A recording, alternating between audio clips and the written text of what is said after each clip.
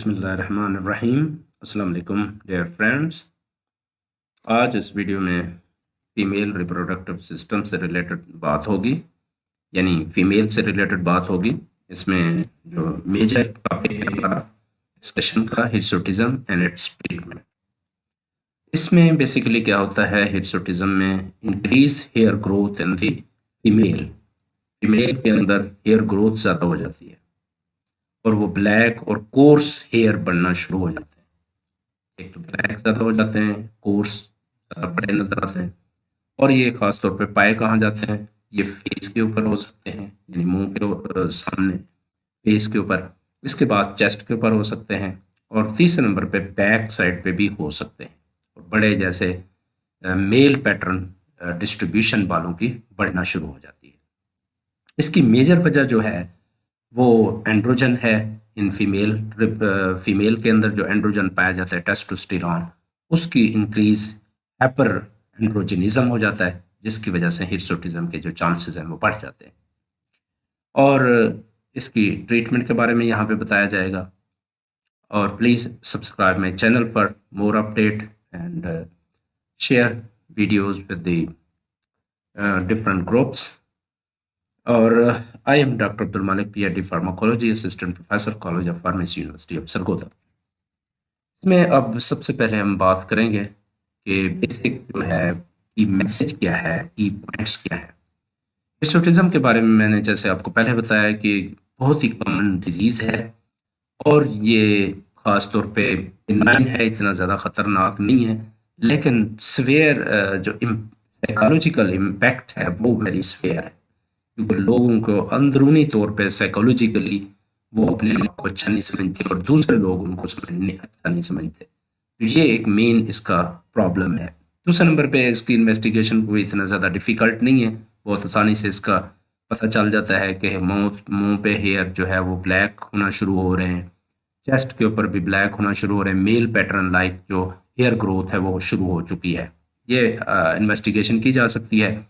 Effective treatment क्या होगा इसमें, सबसे पहले नंबर पे तो हेयर रिमूवल मेथड्स हैं डिफरेंट, कि आप खुद उसको निकाल सकते हैं, बालों को रिमूवर हैं। और इसके अलावा एंडोक्राइन ट्रीटमेंट भी अवेलेबल है। और ये जो हिर्सुटिज्म है बेसिकली पीकॉस पॉलीसिस्टिक ओवरी सिंड्रोम भी की वजह से भी हो सकती है, तो उसकी क्योंकि सब के अंदर आती है, लिहाजा आप बात करेंगे इंट्रोडक्शन की। Hirsutism in women is defined as excessive terminal hair, black hair या फिर उसके मुख्तलिफ coarse hair in male pattern distribution. जैसे मेल में ज़्यादा ग्रोथ होते हैं, बाल ब्लैक होते हैं, इसके अंदर औरतों के अंदर भी ब्लैक होना शुरू हो जाते हैं। Although there are objective methods of assessing the extent of hirsutism, ये हम देख सकते हैं, लेकिन मेन जो पर्पस है कि वीमेन के अंदर जो कल्चरल और सोशल इन्फ्लुएंस है वो बहुत ज़्यादा मसला करता है, जिसकी वजह से इसकी प्रॉपर ट्रीटमेंट, प्रॉपर मेथडोलॉजी होना ज़रूरी है, बताना ज़रूरी है आपको। तो इसमें सबसे पहले कहाँ कहाँ हेयर ग्रोथ हो सकते हैं फेस के ऊपर, अगर हम बात करें कौन सी जगह को हम क्या कहते हैं बेसिकली, ये आप नंबर 1 अपर लिप जो है, यहाँ पे ये लिप्स से ऊपर जो पोर्शन होता है, जैसे और मर्दों में मूछें होती है, तो यहाँ पे यहाँ lip है।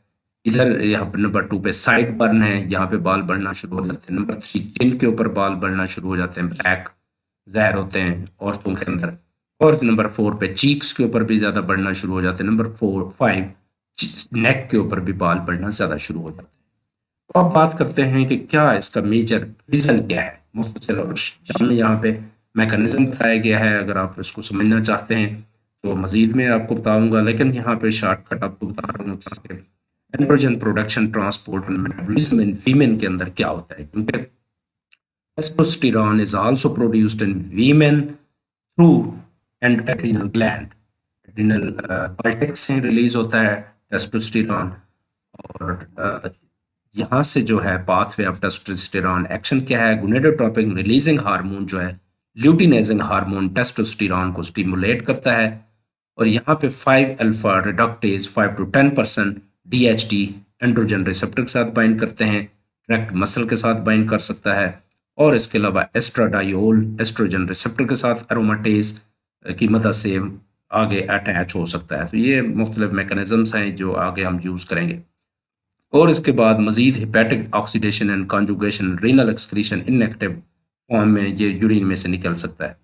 और डाइवर्सिफिकेशन पाथवे ब्रेन और बोन के अंदर जो है ये दिखाया गया है बेसिकली। और प्रोस्टेट और स्किन के अंदर एम्पलीफिकेशन पाथवे दिखाए गए हैं कि कहाँ पे होते हैं, प्रोस्टेट ग्लैंड में और स्किन के अंदर इसके एम्पलीफिकेशन होती है। तो लिहाजा इसका टोटल आपको ओवरव्यू मैंने बता दिया कि टेस्टोस्टेरोन जो है 5 to 7 मिलीग्राम पर डे जो है वो रिलीज होता है इन फीमेल, और आगे कहाँ कहाँ इसके एक्शंस हो सकते हैं बॉडी के अंदर। अगर इससे ज़्यादा मकदार में मौजूद होगा तो फिर जो है वो नुकसानदेह हो सकता है फीमेल के अंदर। सबसे पहले बात करते हैं काजेज की। काजेज में सबसे पहली जो काज है ओवेरियन, ओवरी की वजह से काज हो सकती है polycystic ovary syndrome. Greater than 80% of cases जो हिर्सुटिज्म के होते हैं वो पॉलीसिस्टिक ओवरी सिंड्रोम की वजह से होते हैं। पहले भी बता चुका हूँ पॉलीसिस्टिक ओवरी सिंड्रोम का, अगर आपने वीडियो नहीं देखी तो उसको भी आप देख सकते हैं। और इसके बाद हैपरथिकोसिस जो है इसकी वजह से हो सकता है, ये भी ओवेरियन रीजन है जिसमें ज़्यादा जो है ओवरी के अंदर सिस्ट बनना शुरू हो जाती है। ओवेरियन ट्यूमर की वजह से भी हो सकता है, और इसमें सेक्स कॉल्ड स्ट्रोमल ट्यूमर हैं, सर्टोली लिडिक सेल ट्यूमर है, और adrenal like tumour of the ovary है। लेस देन 1% जो है ये ट्यूमर्स के चांसेस हो सकते हैं। इसके अलावा एड्रिनल जो है रीज़न भी हो सकती है, एड्रिनल ग्लैंड से भी रिलीज हो सकता है। कॉन्जेनिटल एड्रिनल हाइपरप्लेजिया अगर हो जाए उस वजह से भी हो सकता है। कुशिंग सिंड्रोम हो जाए, डिजीज़ है कुशिंग सिंड्रोम, एड्रिनल इनसफिशिएंसी की। एड्रिनल ट्यूमर हो सकते हैं, एडिनोमा कार्सिनोमा वगैरह हो सकता है, जिससे हिर्सुटिज्म के चांसेस बढ़ सकते हैं। इसके अलावा तीसरी जो रीज़न है मेन है इडियोपैथिक है, जिसकी रीज़न अननोन है। विद रेज एंड्रोजन 5% होता है, विदाउट रेज एंड्रोजन 7% ये हिर्सुटिज्म हो सकता है औरतों के अंदर। तो अब हम बात करते हैं कि इन्वेस्टिगेशन ऑफ हिर्सुटिज्म की कैसे करेंगे, कैसे इसको लोकेट करेंगे, कैसे पूछेंगे। सबसे पहले है कि डायग्नोसिस किया जाएगा, माइल्ड है, क्रोनिक हिर्सुटिज्म है, रेगुलर साइकिल्स चल रहे हैं, तो इनफर्टिलिटी तो नहीं है, या कोई और रीजन है, या पॉलीसिस्टिक ओवरी सिंड्रोम है, क्या रीजन हो सकती है। No tests are testosterone, pelvic ultrasonography ये की जा सकती है। अलबत्ता बेसिकली इसमें टेस्ट जो है अभी नहीं करवाया गया बेसिकली। अगर मॉडरेट हिर्सुटिज्म है then you have to go to the tests, investigation की तरफ जाना पड़ेगा। विद और विदाउट साइकिल डिस्टर्बेंस, यानी जो मेंस्ट्रुअल साइकिल है उसकी तरफ इशारा कर रहा है। रेगुलर मेंस्ट्रुअल साइकिल्स या विदाउट मेंस्ट्रुअल डिस्टर्बेंस है उसमें टेस्टोस्टेरोन को टेस्ट करवाना चाहिए, ल्यूटिनाइजिंग हार्मोन को, फॉलिकल स्टिमुलेटिंग हार्मोन को, अल्ट्रासोनोग्राफी की जाए कि पॉलीसिस्टिक ओवरी सिंड्रोम तो नहीं है जिसकी वजह से ये हिर्सुटिज्म मॉडरेट कंडीशन में हो रहा है, ज़्यादा मकदार में हो रहा है।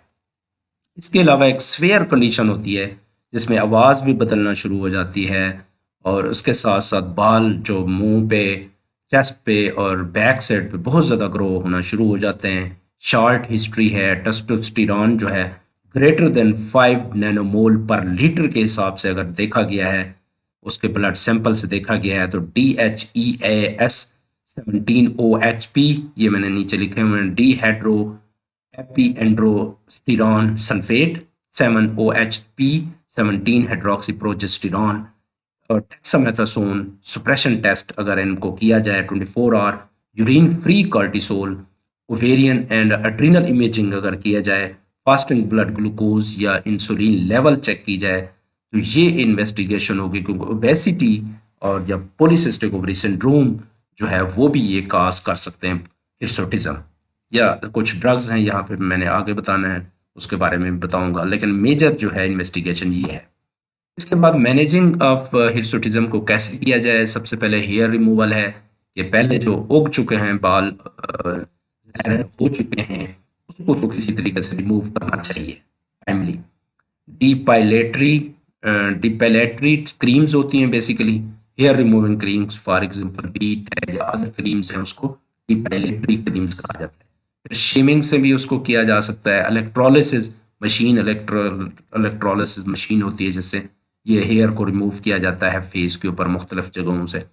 फिर लेज़र लाइट से भी इसको ख़त्म किया जा सकता है, वैक्सिंग से भी ख़त्म किया जा सकता है, प्लकिंग से भी ख़त्म किया जा सकता है, ब्लीचिंग से भी औरतें ये ख़त्म करती हैं। तो हेयर रिमूवल के डिफरेंट मेथड्स बताए गए यहाँ पे।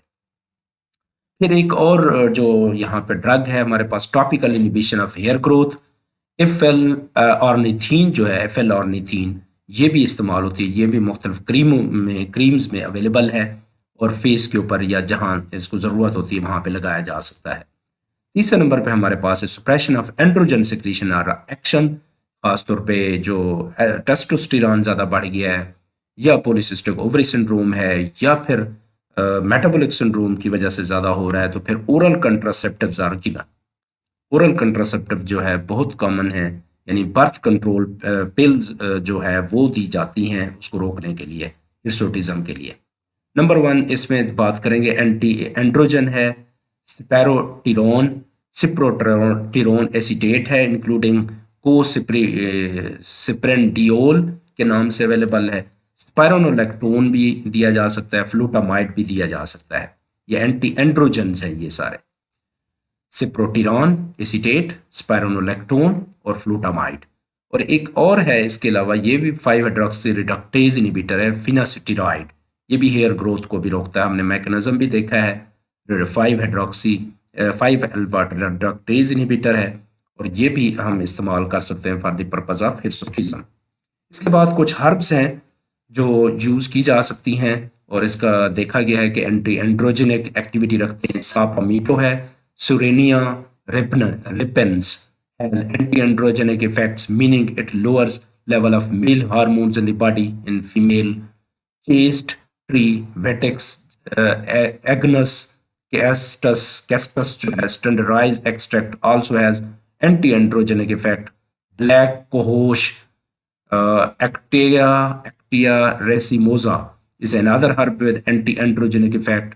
Black cohosh, और ये जो ऑलरेडी यहाँ पे बता चुका हूँ, spearmint tea, Mentha spicata, lavender and tea tree oils जो हैं ये भी लगाए जा सकते हैं और हेयर रिमूवल के लिए इस्तेमाल हो सकते हैं, एंड्रोजन को कम कर सकते हैं इन फीमेल।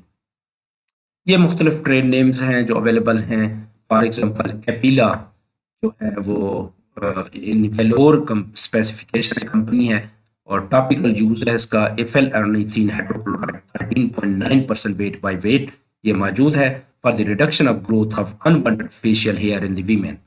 ये देख सकते हैं आप बिल्कुल क्लियरली। और प्रोस्कार जो है 5 मिलीग्राम फिनास्टिराइड है, ये डॉक्टर के सजेशन के साथ आप ले सकते हैं, ऐसे नहीं ले सकते। फिनास्टिराइड या फिनास्टिराइड इज ये प्रोपेशिया के नाम से अवेलेबल है। ये ज़्यादातर क्रीम जो है कॉमनली इस्तेमाल होती है। नंबर 2 हम देखते हैं फीमैस यानी फीमेल के लिए ये ख़ास तौर पे इशारा कर रहा है। इसमें बेसिकली कंटेनिंग MIDCI 40:1 है। ये भी पीकॉस, पॉलीसिस्टिक ओवरी सिंड्रोम के लिए, हिर्सुटिज्म के लिए और उसको बॉडी को मेंटेन करने के लिए इस्तेमाल की जा सकती है। इसकी प्राइस भी आप देख सकते हैं। इसके अलावा टिनोस्टोल ये न्यूट्रिशनल सप्लीमेंट है for polycystic ovary syndrome. Polycystic ovary syndrome अगर किसी को हो, उसमें हिर्सुटिज्म भी साथ साथ हो रहा हो, फिर इसमें ये इस्तेमाल किए जा सकते हैं। डिपिलस एफएल ऑर्निथीन के अनदर ट्रेड नेम है, एटको कंपनी का है, ये भी ले सकते हैं।